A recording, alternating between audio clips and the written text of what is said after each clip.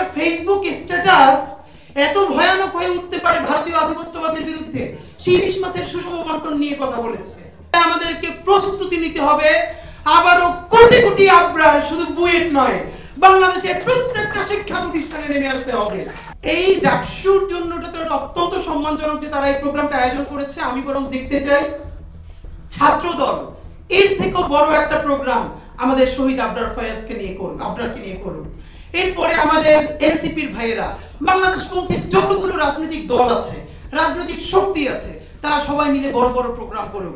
আমাদের আবরারের এই চেতনা, এইটা শুধু ঢাকা বিশ্ববিদ্যালয়ের বইয়ের মধ্যে তো রাখলে চলবে না, এটাকে আমাদের বাংলাদেশের প্রত্যেকটা প্রাইমারি স্কুল পর্যন্ত পৌঁছে দিতে হবে।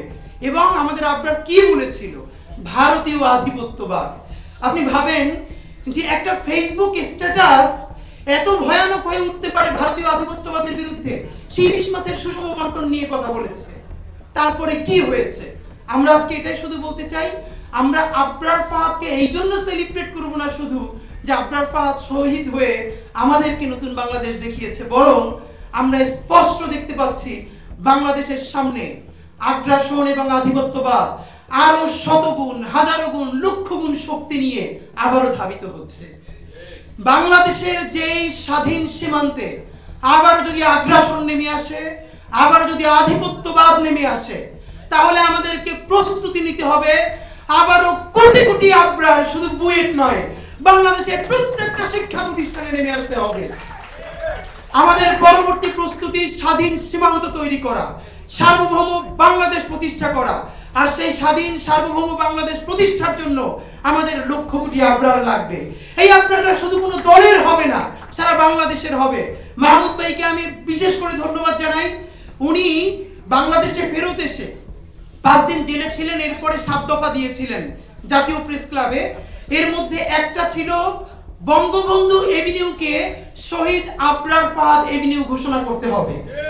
আমি সরকারকে অত্যন্ত একটা জায়গায় আমি তাদেরকে অভিনন্দন জানাচ্ছি, এবং তারা এটাকে অ্যাকনলেজ করেছেন, এবং রাষ্ট্রীয়ভাবে বঙ্গবন্ধু এভিনিউ এর বর্তমান নাম শহীদ আবরার ফাহাদ এভিনিউ। তো এখন এইটা আমরা অনেকে জানি না, এবং নামটাও যেহেতু একটু বড়, আমি আপনাদের কাছে ছোট একটা দাওয়াত দিয়ে যাই ডাকসুর প্রোগ্রামে। সেটা হলো এই এভিনিউটার নাম এখন থেকে আমরা সংক্ষেপ সবাই আবরার এভিনিউ বলবো। এটাকে আবরার এভিনিউ আমরা মুখে মুখে নিয়ে আসবো। আজকে বিকেল 4টায় ইনকিলাব মঞ্চ আবরার এভিনিউতে, যেখানে পতিত আওয়ামী লীগের কার্যালয় রয়েছে, সেই কার্যালয়ের সামনে দাঁড়িয়ে শহীদ আবরারের জন্য মুক্তির মোনাজাত করবে ইনশাআল্লাহ। তো আমি আপনাদেরকে সবাইকে দাওয়াত দিচ্ছি। আমরা আজকে আবরার এভিনিউতেই গেলাম, কারণ এই নামটা সবাই এখন পর্যন্ত জানতে পারছে না। আপনারা যাদের সুযোগ আছে, বিকেল 4টায় শহীদ আবরার এভিনিউতে পতিত আওয়ামী লীগ কার্যালয়ের সামনে আমরা দাঁড়াবো, এবং আমরা বাংলাদেশের মুক্তির জন্য, আমাদের আবরারের জন্য, স্বাধীন সার্বভৌম বাংলাদেশের জন্য দোয়া করব। সবাই আসবেন, এবং ডাকসুকে বিশেষ করে সাদিক কেন থেকে শুরু করে সবাইকে অনেক শুকরিয়া আধিপত্যবাদ বিরোধী বাংলাদেশের এই সূচনায় অংশীদার হওয়ার জন্য। বাংলাদেশ জিন্দাবাদ, ইনকিলাব জিন্দাবাদ।